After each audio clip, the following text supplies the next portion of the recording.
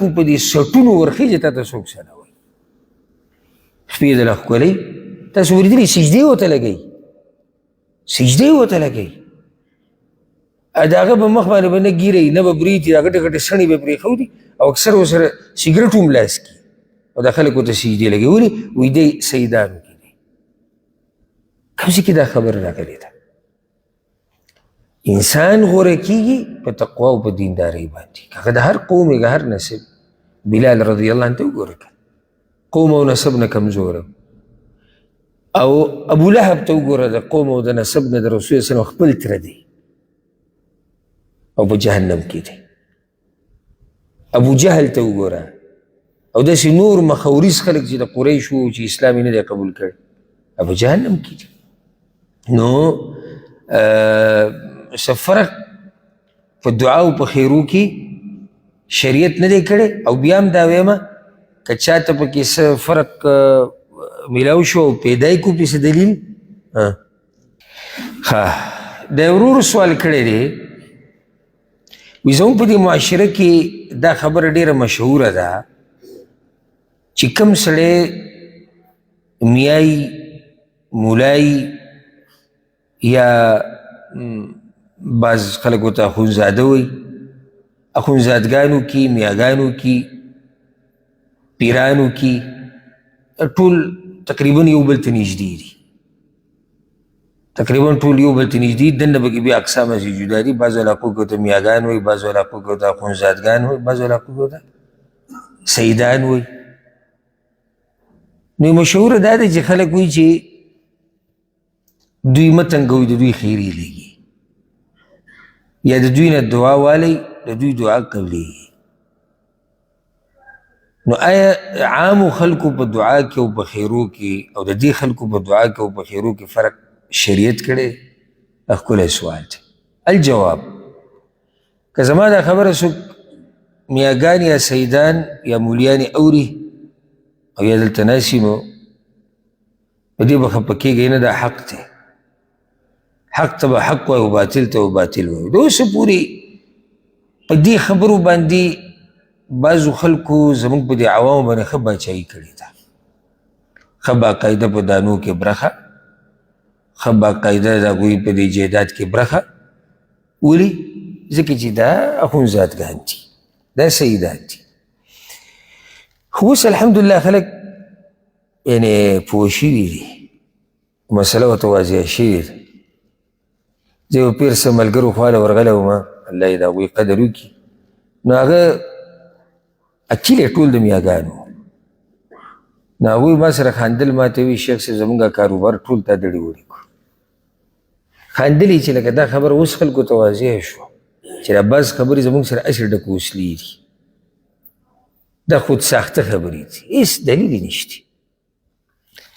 د دوی پټي ته به نه اوړي ولې د بل مسلمان پټي ته اورېدو اجازت دی د دوی د پټي نه به غلا نه کوې او د بل دی نه اجازت دی دوی مه تنګوه خیري که وکړو نو ورپه ټکه قبلېږي او که دا نور تنګ کړي او خیري وکړي د دوی سره ښه کوه که دعا یې درته وکړه الله یې قبلوي نو که د نورو سره ښه وکړي او دعا وکړي مسله دا یاده کوي قرآن کې او حدیث کې د دعا عام ترغیب راغلی ده وقال ربکم ادعوني استجب لکم او ستاسو رب وایي چې ما نه غواړئ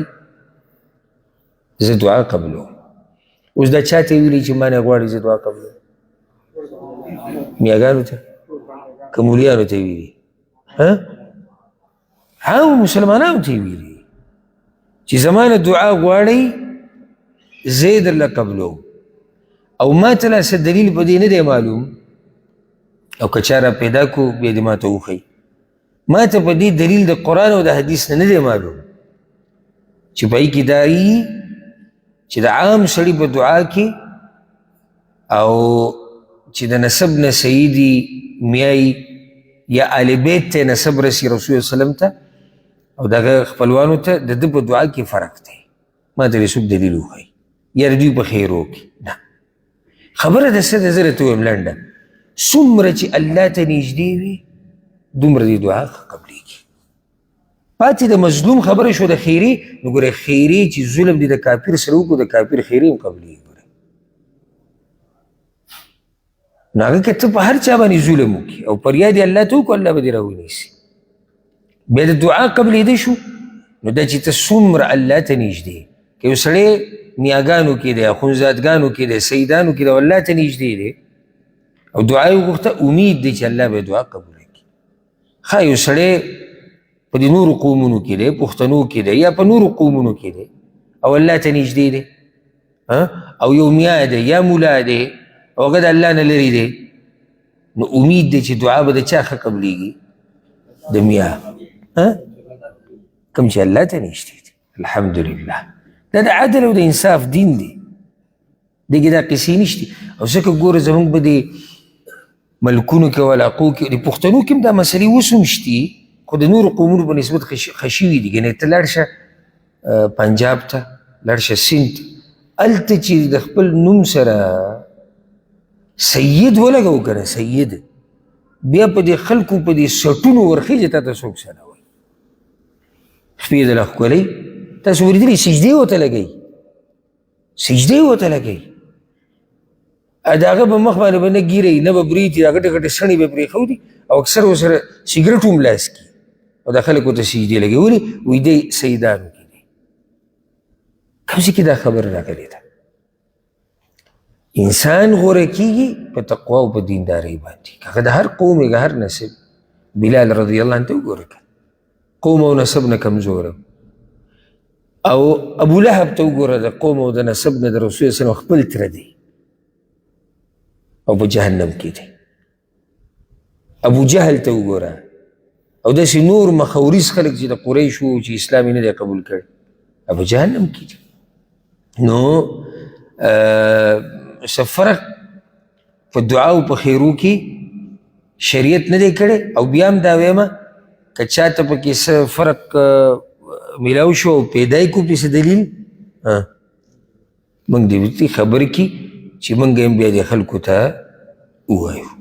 او بیا راته هم زه دا ویمه چې په دې به څوک خفه کېږي نه او که څوک خفه کېږي نو الله دې خوشحاله کړي ځکه چې زه ګوره دې خیرونه نه یېرېږم که څوک ته یېرېږي چې یاره میاګان به خیري وکړي یا سیدان یا مولیان نو ما ته دې وکړي په دې مسله باندې خیري زه ترې نه یېرېږم ځکه چې حق حق دی او باطل باطل دی. ها سیده یو سړی سید دی میا دی رسول وسلم ته نسب رسي یقیني هسې دعوه نه موږ قدر او احترام کوو په دې چې زموږ مسلمان ورور دی او چې څومره دیندارۍ زموږ ورسره مینه محبت دی چې څومره دینداري ډېرېږي زموږ په زړونو کې ځای پیدا کېږي او چې بېدینۍ زموږ ورسره سره طبیعت نه لګي که هر څوک دی کائنا من کان. الحمدلله دا انصاف دی ګوره سوچ وکړئ په دې بر صغیر کې څنګه د پیرانو د مولیانو بازو او دې طبقې د کوډو منترو والا څنګه په دې خلکو باندې باچایي کړې ده او څنګه د خلک ګمراه کړي دي مالونه د خلکو خوړلي دین د خلکو تباه کړی دی غیرت د خلکو ګډوډ کړی دی ښځې د بعضو پکې د خلکو ښځې بې عزته کړي دي لوڼه او خویندې ولې بې عزته کړي په دې نوم باندې چې دوی له الله مقام ورکړی الله چې چاله مقام ورکړي هغه د چا عزت نه خرابوي هغه د چا مال په باطله نه خوري هغه د چا دین نه ګډوډ کوي چې الله وله مقام ورکړي دوی له جاهل معاشرې دا مقام ورکړی دی جاهل معاشرې وله دا مقام ورکړی دی ورسېدی بي که نه